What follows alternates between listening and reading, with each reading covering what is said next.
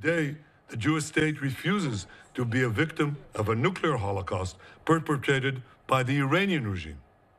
Now, as Prime Minister, I've made it clear time and again, Israel will never allow those who call for our annihilation to develop the means to achieve that goal. Tonight, Israel backs those words with action. We struck at the heart of Iran's nuclear enrichment program. We struck at the heart of Iran's nuclear weaponization program. We targeted Iran's main enrichment facility in Natanz. We targeted Iran's leading nuclear scientists working on the Iranian bomb. We also struck at the heart of Iran's ballistic missile program. Last year, Iran fired 300 ballistic missiles at Israel. Each of these missiles carries a ton of explosives and threatens the lives of hundreds of people. Soon, those missiles could carry a nuclear payload, threatening the lives not of hundreds, but of millions. Iran is gearing up to produce 10,000 of those ballistic missiles within 3 years. Now just imagine 10,000 tons of TNT landing on a country the size of New Jersey. This is an intolerable threat. It too must be stopped. Iran is now working on what it calls the new plan to destroy Israel. You see, the old plan failed. Iran and its proxies tried to encircle Israel with a ring of fire and to attack us with the horrible attack of October 7th.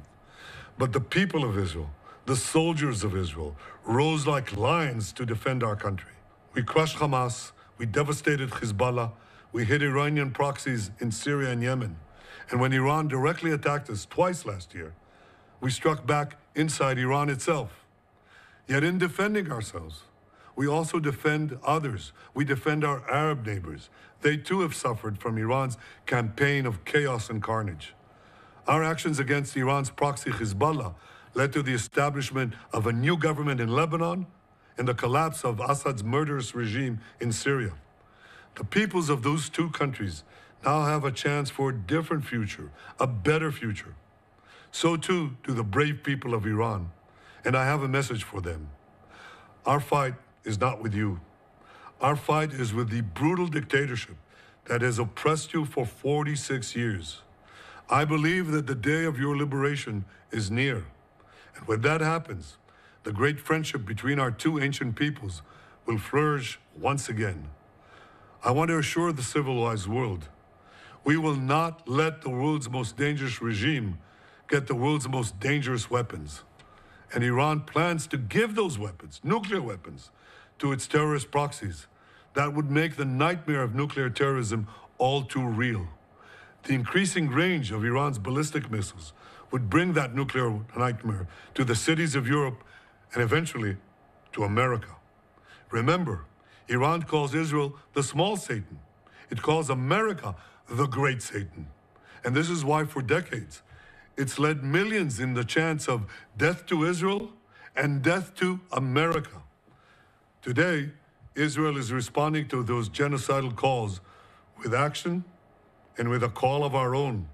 Long live Israel and long live America. Our action will help make the world a much safer place. I want to thank President Trump for his leadership in confronting Iran's nuclear weapons program. He has made clear time and again that Iran cannot have a nuclear enrichment program.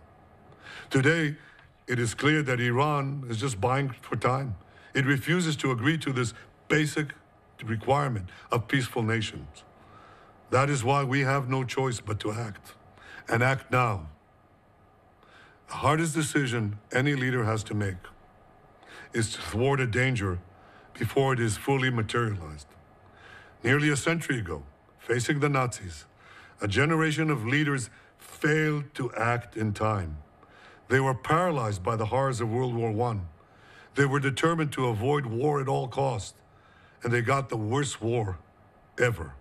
They adopted a policy of appeasement. They closed their eyes and ears to all the warning signs. That failure to act resulted in World War II, the deadliest war in history. It claimed the lives of 60 million, including 6 million Jews, a third of my people. After that war, the Jewish people and the Jewish state vowed never again. Well, never again is now. Today, Israel has shown that we have learned the lessons of history. When enemies vow to destroy you, believe them. When enemies build weapons of mass death, stop them.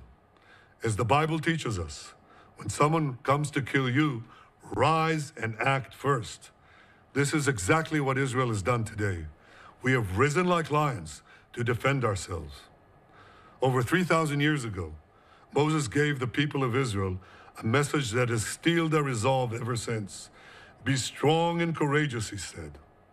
Today, our strong and courageous soldiers and people stand together to defend ourselves against those who seek our destruction. And by defending ourselves, we defend many others, and we roll back a murderous tyranny.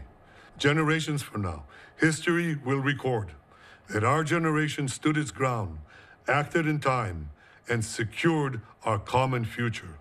May God bless Israel. May God bless the forces of civilization everywhere. Thank you.